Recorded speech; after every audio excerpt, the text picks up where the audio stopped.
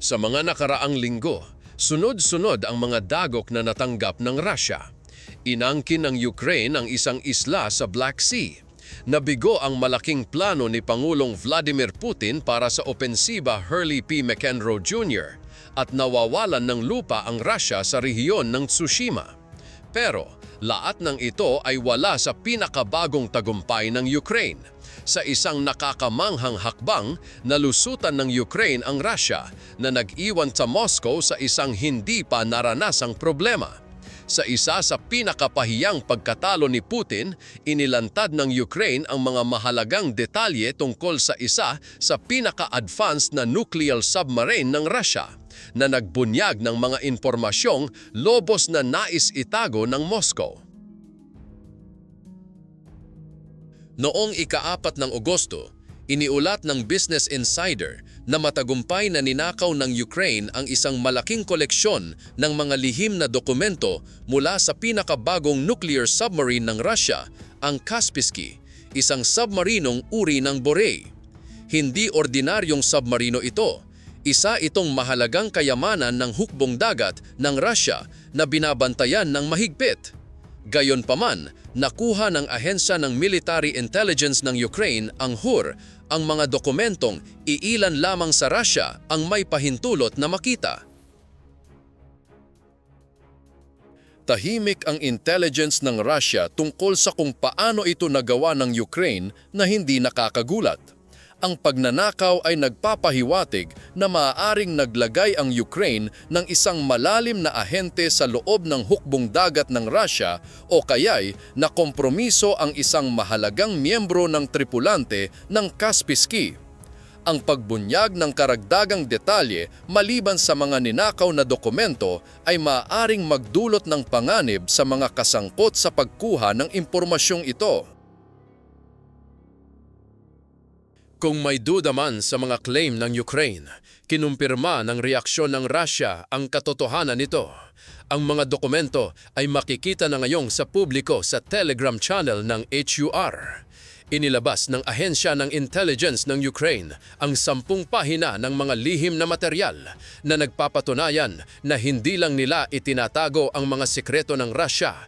Gusto nilang malaman ng buong mundo ang mga ginagawa ng Russia sa kanilang mga nuclear submarine. Isang matapang na mensahe ito kay Putin na seryoso ang laro ng Ukraine. Ano ang isiniwalat ng mga dokumentong ito? Una sa lahat, alam na ng Ukraine at ng mundo ang pagkakakilanlan ng bawat miyembro ng tripulante ng Kaspersky. Ayon sa RBC Ukraine, hindi lang mga pangalan ang nasa dokumento. Detalyado rin ang mga tungkulin, kasanayan at maging ang pisikal na kalagayan ng bawat mandaragat. Kritikal itong impormasyon na nagpapakita kung anong uri ng mga tao ang pinagkakatiwalaan ng Russia sa isa sa kanilang pinakamahalagang nuclear asset. Pero iyon pa lang ang simula.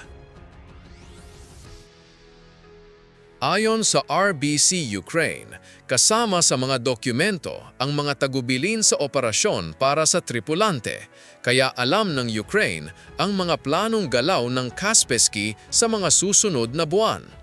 Ang mga ninakaw na dokumento sa disenyo at konstruksyon ay nagpapakita rin kung paano ginagawa ng Russia ang kanilang mga submarino at ang mga sistemang pangkaligtasan na naka-install upang protektahan ang kanilang mga kahinaan. Alam na ngayon ng Ukraine ang mga kahinaang ito. Bukod dito, nakuha rin ng Ukraine ang mga pamantayang pamamaraan ng operasyon tulad ng paglilipat ng kargamento at pangangalaga sa mga nasugatan. Sa wakas, ang mga sipi mula sa lag ng barko ay nagpapakita ng pang-araw-araw ng Kaspersky at ng kanyang tripulante. Lahat ng impormasyong ito ay dapat na top secret bago ito na-leak online. Dati, ang tanging nalalaman ng mundo tungkol sa Kaspersky ay ang mga hinintay ibinahagi ng Russia, tulad ng papel nito bilang pundasyon ng nuclear triad ng Russia na nilagyan ng 16 na launch tube na kayang magpaputok ng mga R-30 Bulava Intercontinental Ballistic Missile. Ang bawat missile ay maaaring magdala ng hanggang 10 nuclear warhead. Kaya ang Kaspersky ay may kakayahang maghatid ng 160 warhead sa anumang target na piliin ni Putin. Alam din na ang Kaspersky ay itinalaga sa ika-31 Submarine Division ng Northern Fleet ng Russia na nakabase sa Murmansk, Russia. Personal na inaprobahan ni Putin ang pagsisimula nito noong ika-24 ng Hulyo. Wala pang 2 linggo, nalalaman na ng Ukraine ang lahat ng mahahalagang bagay tungkol sa submarino, higit pa sa mga ibinunyag ng Russia. Habang ipinagmalaki ng militar ng Russia ang Kaspersky bilang isang makapangyarihang nuclear threat, ipinakita ng Ukraine kung paano ito kontrahin. May malaking dahilan si Putin para magalit. Ang pagnanakaw ng Ukraine ng mga sensitibong dokumento ng submarino ng Russia ay nagdulot ng sunod-sunod na problema sa Moscow, simula sa pagkawala ng pinakamalaking yaman ng isang submarino, ang lihim. Noong Disyembre 2021, sinabi ng University of New South Wales na ang kalamangan sa lihim ay nagsisilbi sa militar sa maraming paraan, tulad ng paghahangad ng Australia sa mga nuclear-powered submarino. Binigyang diin nila na ang mga submarino ay gumagana ng lihim sa ilalim ng tubig, hindi natutukoy mula sa itaas maliban kung sila ay lumitaw. Ang lihim na ito ang dahilan kung bakit perpekto ang mga submarino para sa pangangalap ng intelligence, pagsisiyasat sa dagat at paglalagay ng mga sandatang nuklear sa posisyong maaaring umatake sa mga kalaban. Ang lihim ang nagpapaganda sa mga submarino bilang mga panakot sa parehong konvensyonal at nuklear na antas, ayon kay Paul Wahlberg, isang analista ng konflikto, sa kanyang ulat tungkol sa pag-leak ng dokumento ng Russia. Alam ng mga eksperto sa digmaan sa submarino na ang tanging layunin ng isang submarino ay protektahan ang pinakamahalagang operasyon ng isang bansa ng may lubos na lihim. Sinabi ni Wahlberg na kung walang lihim, ang submarino ay hindi na mas kapaki-pakinabang kaysa sa isang barkong nasa ibabaw na madaling matukoy, masubaybayan at masira. Karamihan sa mga matagumpay na pag-atake ay nagtatarget sa mga barkong nasa ibabaw, eroplano o iba pang mga sasakyang kontra-submarino. Bihirang malaman ang lokasyon ng mga submarino sa mundo maliban kung hayagang isiniwalat. Ang isang nuclear submarine tulad ng Kaspersky ay dapat na makakapagtago, makapagpaputok ng mga missile at makakapag-atras ng hindi natutukoy. Ang lihim na ito ay nilikha upang maghasik ng takot na nagpapatibay sa panakot ng submarino laban sa mga kaaway. Dahil sa Ukraine, nawala na ang takot tungkol sa mga ginagawa at lokasyon ng Kaspersky. Ayon kay Wahlberg, ang kapangyarihan ng isang nuclear submarine ng Russia ay nakasalalay sa takot na dulot nito na nakaugat sa lihim nito. Sa paglantad ng mga sikreto ng Kaspersky, napilitan ng Russia na magtanggol.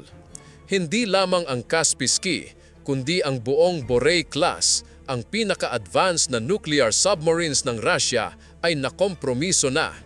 Mapanganib pa rin ang Kaspersky dahil nilagyan ito ng mga missile na may kakayahang nuklear. Pero ngayon ay masusubaybayan at makokontrol na ito tulad ng isang barkong nasa ibabaw. Napalitan ng kaalaman ang takot. Ang pangalawang problema para sa Russia ay kailangang gawing muli ang Kaspersky na operasyonal. Hindi maaaring baliwalain ito ni Putin at umasa na maglalaho ang problema. Dahil alam ng Ukraine ang mga ruta at schedule ng Kaspersky, maaari silang maglunsad ng pag-atake dito. Kilala ang Ukraine sa paghamon sa hukbong dagat ng Russia. Mula nang simulan ni Putin ang pagsalakay, sinira ng Ukraine ang isang katlo ng dating kinatakutang Black Sea Fleet ng Russia gamit ang mga missile at drone. Ang mga ito ay mga barkong nasa ibabaw na malapit sa Ukraine, ngunit mas mahirap ang mga submarino. Gayunpaman, may ebidensya na handang i-target ng Ukraine ang Kaspersky kahit malayo sa kanilang hangganan. Kamakailan, inatake ng Ukraine ang mga oil tanker ng Shadow Fleet ng Russia. Ayon sa Amindan, na-access ng Ukraine ang ilang sasakyan ng Shadow Fleet kabilang ang Echo Wizard. Habang nakadock sa Luga Port ng Russia, nasira ang Echo Wizard dahil sa dalawang pagsabog sa engine room nito na nagdulot ng pinsala sa katawan at paglubog nito dahil sa pagpasok ng tubig. Malayo ang Echo Wizard mula sa Ukraine. Walang garantiya na hindi magagawa ng Ukraine ang katulad na sabotage sa Kaspersky. Ang mga na-leak na dokumento ay hindi basta lumitaw, may nagdala nito sa Ukraine. Ayon kay Wahlberg, malinaw na malalim ang infiltrasyon sa mga nuclear system ng Russia at maaaring samantalahin ito ng mga kalaban. Alam ng Ukraine na hindi nila kayang makipagkompetensya sa Russia sa direktang digmaan sa dagat. Wala silang mga submarino ayon sa ranggo ng militar ng global firepower. Pero ang pagsira ng Ukraine sa mga barko ng Shadow Fleet ng Russia ay nagpapakita na kaya nilang magpadala ng mga ahente sa malalayong lugar para saktan ang Russia. Maaaring nangyari ito sa Kaspersky. Maaaring may access pa rin ang mga ahenteng ito sa submarino. Ang ilang may ingat na inilagay na bomba ay maaaring makapaglubog sa Kaspersky kung gustuhin ng Ukraine. Kailangang mag-alala si Putin hindi lamang sa mga lihim na ahente ng Ukraine kundi sa posibilidad na nabigo ang Russia na panatilihing ligtas ang impormasyon ng Kaspersky. Kilalang-kilala ang militar ng Russia sa korupsyon.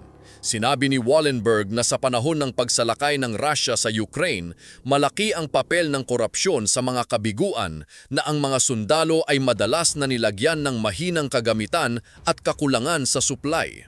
Ang korupsyon ay isang malaking issue sa militar ng Russia na hindi madaling maalis ni Putin. Noong Pebrero, iniulat na maaaring magbayad ang mga sundalo ng suhol mula 350,000 piso hanggang 1,500,000 piso upang maiwasan ang pagpapadala sa Ukraine.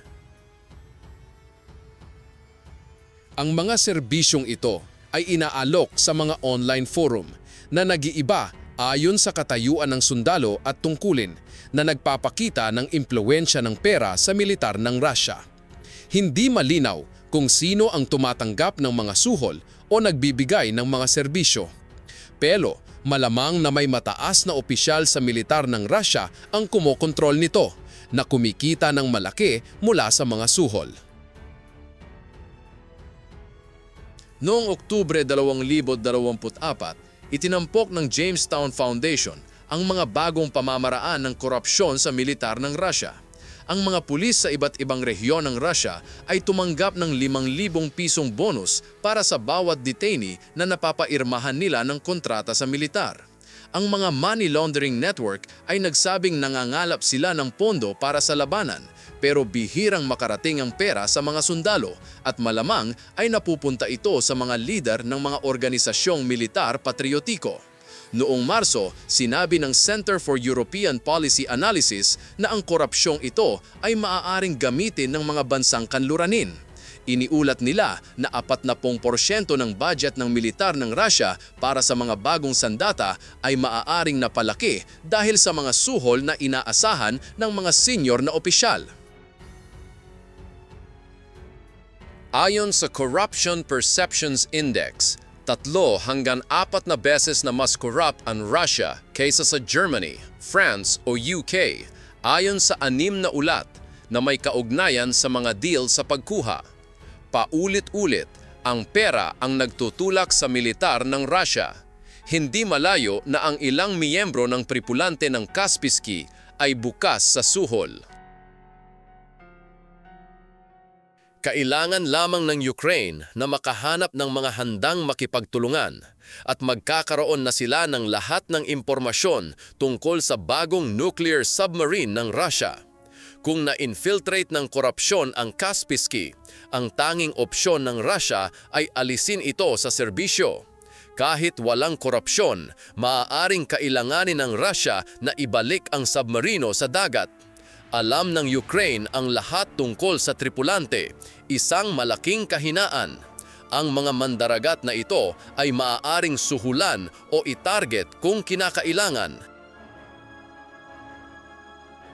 Binigyang diin ito ni Waberg sa kanyang pagsusuri na nagsasabing sa anumang bansang may kakayahan, ang pagkawala ng ganitong impormasyon ay maaaring magtulak sa kanila na isaalang-alang ang pagdak ng kanilang mga submarino ng permanente.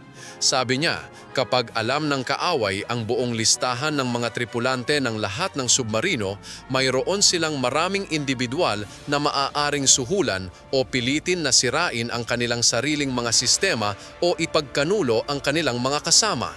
Hindi ito maaaring payagan ni Putin. Kaya, halos napipilitan si Putin na alisin ang Kaspersky sa serbisyo hanggang mapalitan ang buong tripulante. Ito ang susunod na problemang dulot ng Ukraine sa Russia, isang malaking dagok sa nuclear triad ng Russia. Mahirap na ang taon para sa triad.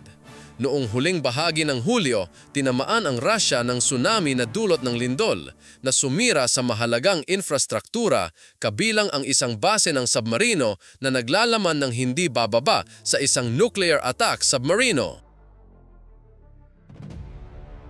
Noong Hunyo, inilunsad ng Ukraine ang Operation Spiderweb na nagtatarget sa 4 na pangunahing airbase ng Russia matapos magpuslit ng mga drone sa Russia sa pamamagitan ng mga truck. Iniulat ng Al Jazeera na maaaring nasira ng pag-atake ang hanggang 1/4 ng strategic bomber fleet ng Russia, kabilang ang mga eroplanong may kakayahang maglunsad ng mga sandatang nuklear. Ang bahagi ng lupa ng nuclear triad ng Russia ay hindi rin nagtagumpay. Noong nakaraang taon, maraming nabigong paglunsad ng Intercontinental Ballistic Missile (ICBM). Noong Setyembre 2024, naglatala ang CNN ng satellite imagery na nagpapakita ng pagkabigo ng pagsubok ng bagong Sarmat ICBM ng Russia na sumabog sa lupa. Pagsapit ng Mayo 2025, iniulat ng Pravda ang katulad na kabiguan ng isang Yars ICBM na hindi umalis sa launchpad. Ang nuclear triad ng Russia, lupa, dagat at himpapawid ay paulit-ulit na tinamaan. Ang pagnanakaw ng Ukraine ng mga kritikal na dokumento ng submarino ay nagbibigay diin sa pag-asa ng Russia sa mga sandatang nuklear upang magproyekto ng kapangyarihan.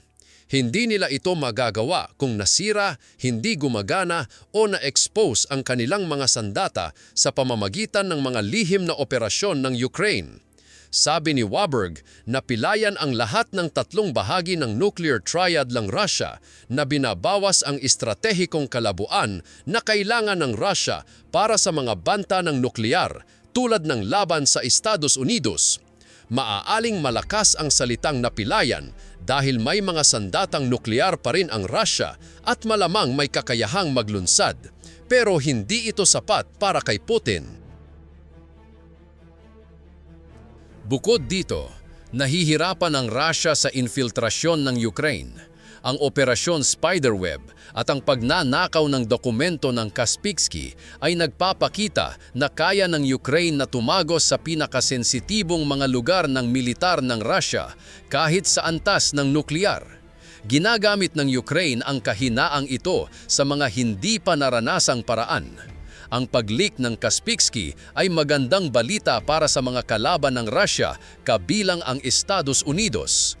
Mas maganda ito para sa US dahil kamakailan ay inutusan ni Pangulong Donald Trump ang 2 nuclear submarino na patungo sa Russia. Habang lihim na gumagana ang mga submarino ng US, ang mga submarino ng Russia ay na-expose na ngayon.